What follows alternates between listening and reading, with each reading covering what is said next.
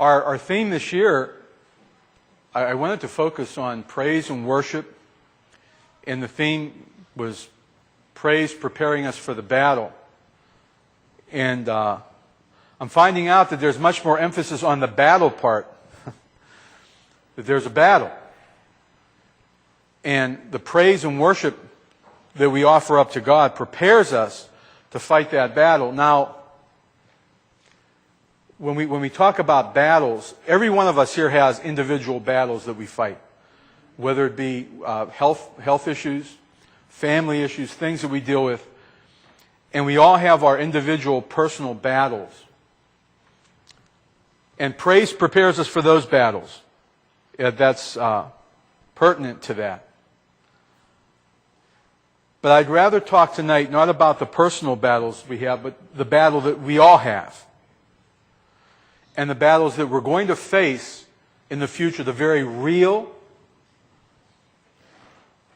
opposition that we're going to face in the future to our faith.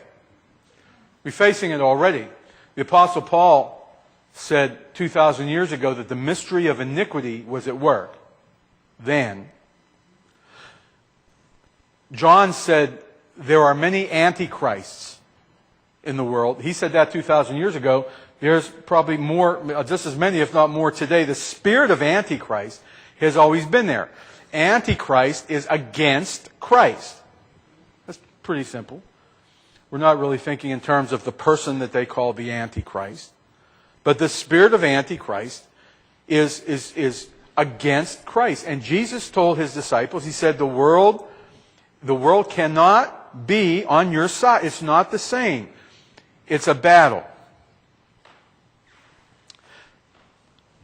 Tonight, we're going to be reading from the prophet Jeremiah a couple things.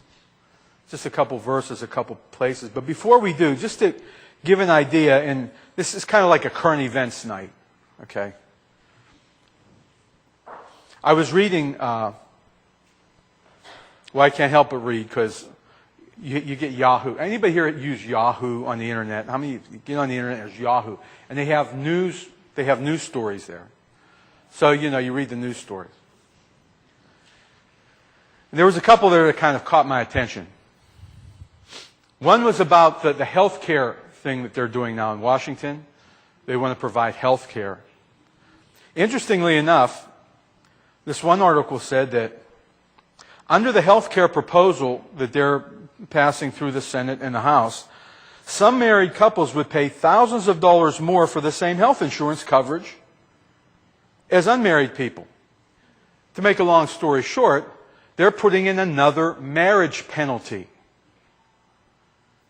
In other words, they're going to make it more expensive, more costly to do what God says to do. Two people, young people, that want to, under this program, if they want to purchase their health care from the government, if they get married, it's going to cost them more than if they just live together. It's a marriage penalty.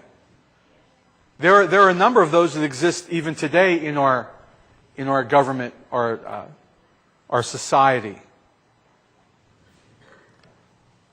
Another article I read, and not going into all these details, but this last year in California, they had Proposition 8. How many know what Proposition 8 was in California? We don't live in California.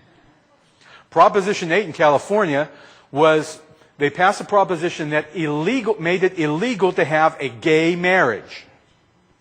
So it made it against the law. It didn't make it against the law for people to live together, but to solemnize the rights of marriage became illegal between people of the same sex. Over 8 million people voted for that in California, the bastion of, Hollywood Babylon, right? The place where, the entertainment industry, all those weirdos are out there. And they passed that in California. 8 million people said, we want to make gay marriage illegal.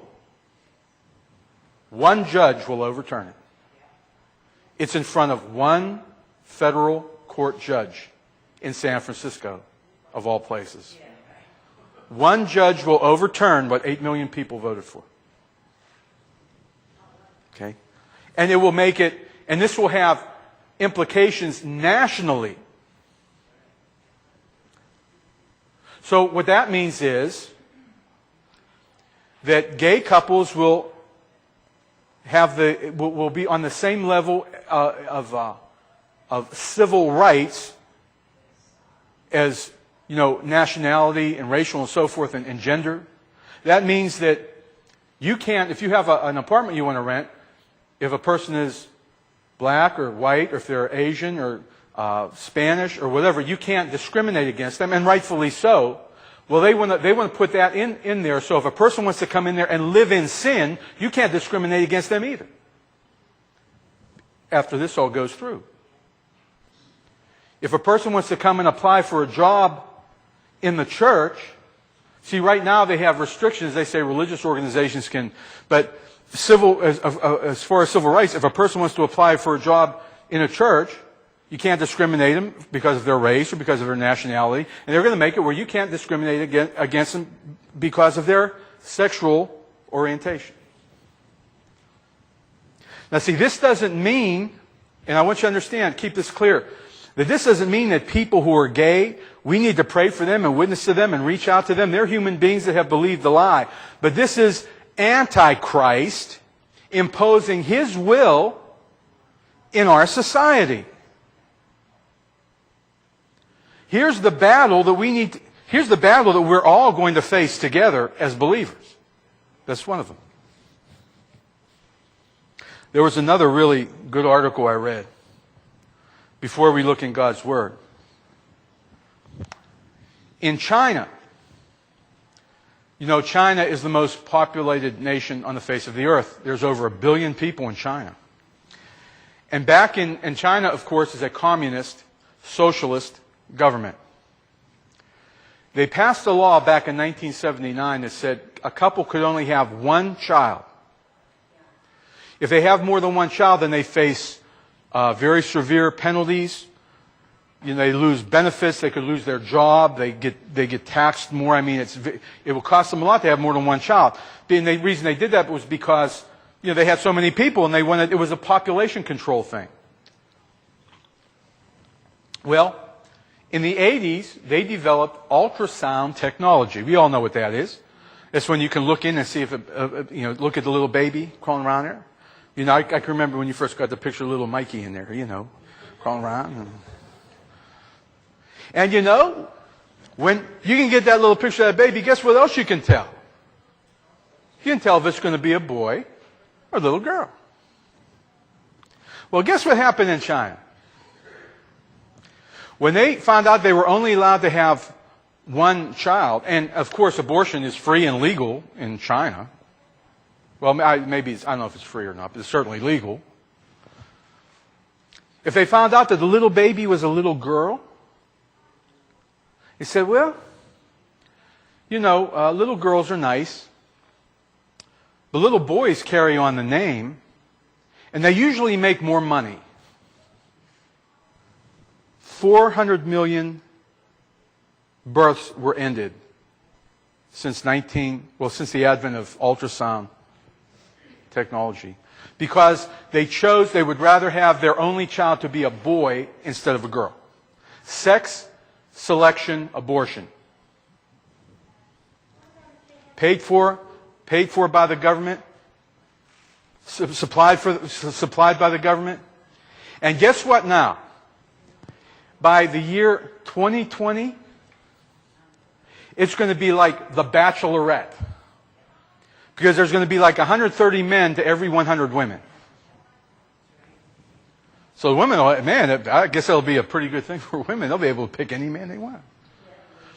But you see what's happening. Now what do we have in this nation? Now again, we have a health care proposal, and the proposal in the House and the proposal in the Senate, they're trying to sit on both sides of the fence, and they're trying to restrict spending on abortion, but yet that opening is there, that taxpayer money are going to go. Well, it's just part of being in America. You see, these are the battles.